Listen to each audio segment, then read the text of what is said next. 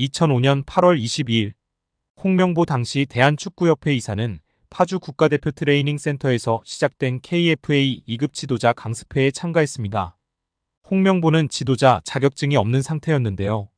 지도자를 할 생각이었다면 상급 지도자 자격증부터 따야 했습니다. 상급 지도자 자격증을 따면 유소년이나 초등학교 축구교실에서 지도자 생활을 할 수 있었습니다. 2급 지도자 자격증을 따려면 상급을 따고 2년이 지나야 했습니다. 하지만 홍명보에겐 예외 조항이 적용됐습니다. 협회는 국가대표팀에서 A매치 20경기 이상을 소화하거나 K리그 100경기 이상 출전한 경력자들에 한해서는 상급 지도자 자격증 없이 바로 2급 지도자 자격증을 딸 수 있게 했습니다. 2005년 9월 26일 협회는 딕 아드보카트 한국 축구 대표팀 신인 감독을 보좌할 코치 중 한 명으로 홍명보를 택했습니다. 지도자 자격증이라곤 전무했던 홍명보가 2급 지도자 자격증을 딴 지 3주 만이었습니다. 자격 논란이 불거졌습니다. 2급 지도자 자격증을 보유한 자는 중학교나 고등학교 팀만 지도할 수 있었는데요. 당시 KFA 규정에 따르면 대한축구협회 1급 지도자 자격증이나 아시아축구연맹 A급 지도자 자격증을 취득한 자만 대표팀 지도자로 일할 수 있었습니다. 협회는 당시 지휘권을 갖지 않는 보조 지도자 역할이기 때문에 홍명보 코치의 1급 자격증 취득 여부는 크게 문제될 것이 없다는 입장이었습니다. 지도자 경력이라곤 지도자 수업 3주뿐이었던 홍명보는 국가대표팀 코칭 스태프에 합류한 역사적인 사건이었습니다. 홍명보는 국가대표팀 코치를 맡은 지 1년이 채 지나지 않아 2006 독일 월드컵을 치렀습니다. 홍명보에게 국가대표팀 코치로 지도자 생활을 시작해 월드컵을 경험하는 데까지 필요했던 시간은 단 9개월이었습니다. 누군가는 평생의 꿈이 될 수 있는 월드컵을 경험하는데 홍명보는 속성 자격증 취득부터 돈으로 살 수 없는 월드컵 코치 경험까지 정말 대단합니다. 이후에도 홍명보는 탄탄대로였습니다. 홍명보는 2006 독일 월드컵 후에도 국가대표팀에 남았는데요. 홍명보는 국가대표팀 코치로 2007 아시아축구연맹 아시안컵, 2008 베이징 올림픽을 차례로 경험했습니다. 2006 독일 월드컵 16강 진출 실패, 2007 아시안컵 3위 및 음주 파문, 2008 베이징 올림픽 조별리그 탈락 등 대표팀은 실패를 거듭했지만 홍명보가 책임질 건 없었습니다. 홍명보는 2008 베이징 올림픽을 마친 후 감독 생활을 시작했습니다. 많은 축구팬들이 알고 계신 것처럼 2010 광저우 아시안게임에서 한국은 한 수 아래로 평가받았던 UAE와의 준결승전에서 연장 접전 끝에 0대1로 졌습니다. 한국은 이 대회에서 3위에 머물며 홍명보의 경질이 예상되었습니다. 그러나 놀랍게도 홍명보는 경질되지 않았습니다. 아시안게임은 금메달이 아니면 의미가 없는 게 분명했고 지난 2002년 부산 아시안게임에서 3위를 한 박항서 감독이 경질되었던 사례가 있기에 명분은 차고도 넘쳤습니다. 그러나 협회는 홍명보를 경질하지 않았습니다. 심지어 2014년 브라질 월드컵에서는 본선 1승도 거두지 못하고 탈락했는데도 협회는 재신임을 발표했었습니다. 결국 여론의 반발이 점점 커지자 기자회견을 열어 자진 사퇴했었습니다. 이후 협회는 2017년 홍명보를 행정총괄 책임자인 전무이사로 내정했습니다. 당시 홍명보는 행정 경험이 전무했었습니다. 이렇게 협회와 홍명보는 아주 끈끈한 관계였으며 증명 없이도 임기를 보장받았었고 낙하산으로만 채용되었던 홍명보였습니다. 이번에도 프리패스로 채용된 것도 홍명보는 뭐 자연스러웠을 겁니다. 홍명보는 나를 버렸다. 이젠 대한민국 축구밖에 없다고 하며 대표팀 감독을 승낙했다고 밝혔었는데요. 홍명보가 버린 건 자신이 아닌 울산입니다. 울산은 3년 재계약을 맺은 지 1년도 지나지 않은 감독을 협회에 내어주면서 상처만 남겼습니다.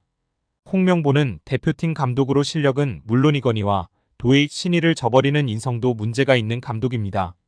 속히 선임 취소 혹은 자진 사퇴만이 답입니다.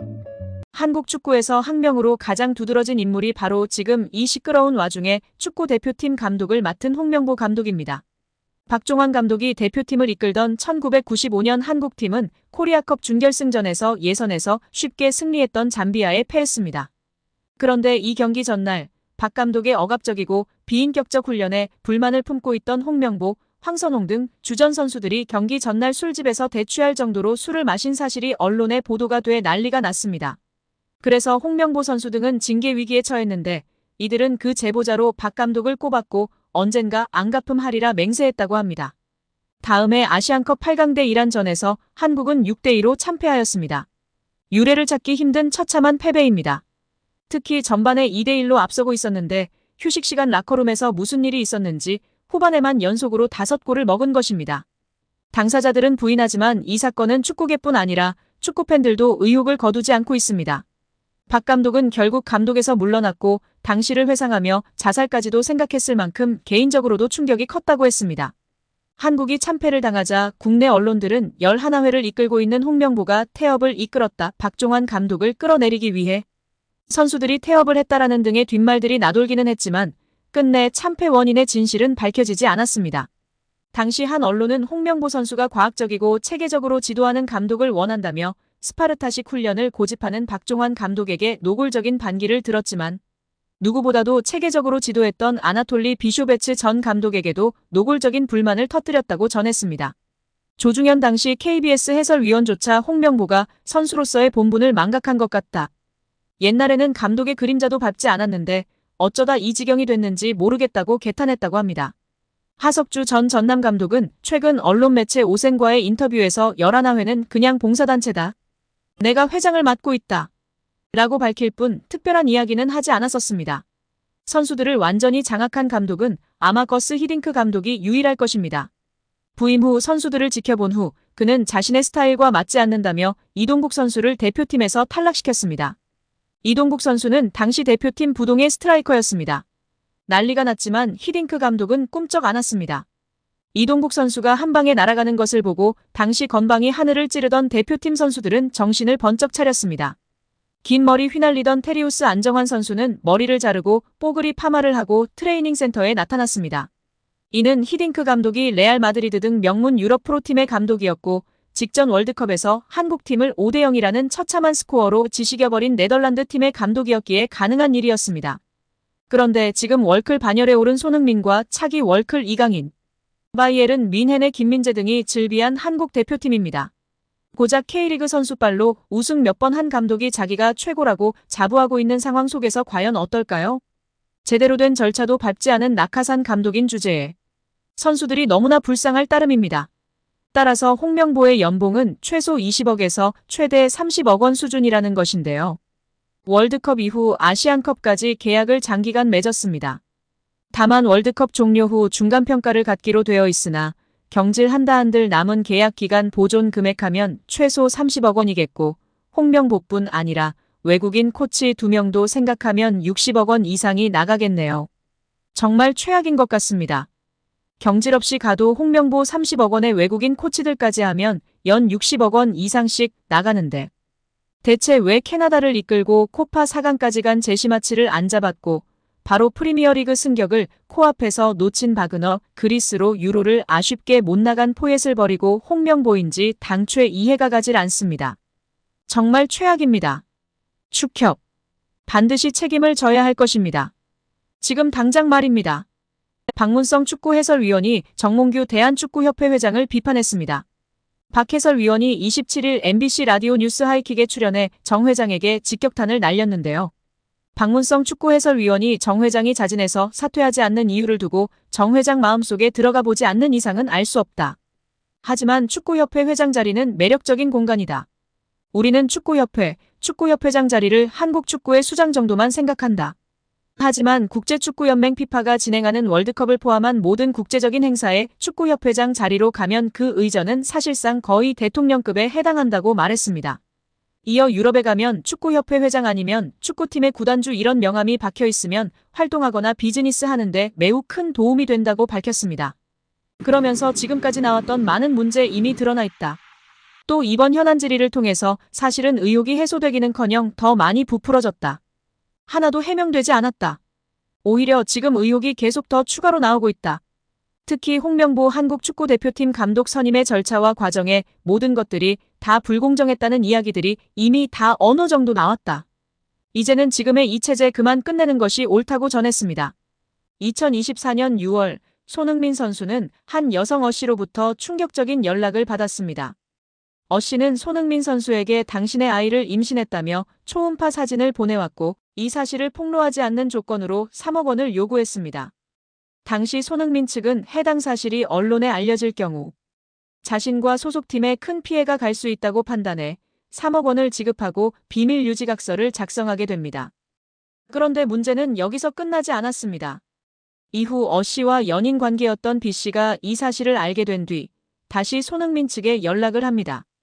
그는 이런 각서가 있다는 사실 때문에 어 씨와 결혼할 수 없다고 말하며 위약벌 조항이 과도하다는 이유로 문제를 제기합니다. 처음에는 합리적인 협의처럼 들릴 수 있었지만 이후 B 씨는 손흥민 측의 자료를 언론사에 넘기겠다며 7천만 원을 요구했습니다. 결국 손흥민 측은 더 이상 협박에 휘둘릴 수 없다며 이들을 고소하게 된 것입니다.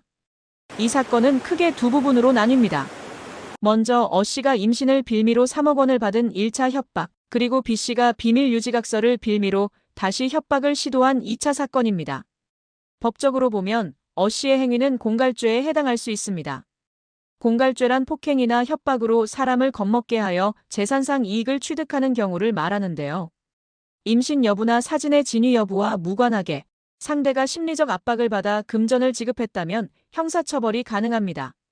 또한 어 씨와 B 씨가 협의했는지 여부도 중요한 쟁점입니다. 만약 둘이 협박을 공모한 사실이 드러난다면 공갈 공동정범이 되어 훨씬 무거운 처벌을 받을 수 있습니다. 현재 수사기관은 두 사람의 휴대전화를 압수해 통신 내용 등을 조사 중이며 특히 디스패치를 통해 공개된 카카오톡 대화에서는 B 씨가 수십억 받아서 아파트 사주겠다고 말한 정황도 있어 공모 가능성을 배제할 수 없습니다. 그리고 또 하나의 문제. B 씨는 실제로 언론사에 제보를 하겠다며 자료 제공의 대가로 2천만 원을 요구했다고 하는데요. 이 부분 역시 공갈미수에 해당할 수 있습니다. 실제로 돈을 받지 못했더라도 협박이 있었다면 형사처벌 대상이 되는 것이죠. 현재 어 씨와 B 씨 모두 구속된 상태입니다. 구속은 도주 우려 또는 증거인멸 가능성이 있을 때 내려지는 결정이므로 혐의가 곧 확정된 것은 아닙니다. 그러나 재판으로 이어질 경우 전과가 있는 B 씨의 경우 더 무거운 처벌을 받을 가능성이 있습니다. 어 씨 역시 친자가 아님을 알고도 협박을 했다면 죄질이 더욱 나빠져 중형이 예상됩니다. 예전 사건을 보면 배우 이병헌 씨를 협박해 50억 원을 요구했던 여성이 있었습니다. 이때 공갈미수 혐의로 구속이 됐었는데 항소심까지 가서 징역 1년에 집행유예 2년을 받았었습니다. 다만 B 씨가 전과가 있어서 공모가 인정된다면 더 무거운 처벌을 받을 수도 있는 상황입니다. 또 어 씨의 경우에도 친자가 아닌 걸 알고도 협박했다거나 조작된 사진을 사용했다거나 이런 게 밝혀지면 또 죄질이 좋지 않다고 볼 수도 있어 B 씨보다 더 중한 처벌을 받을 수도 있습니다.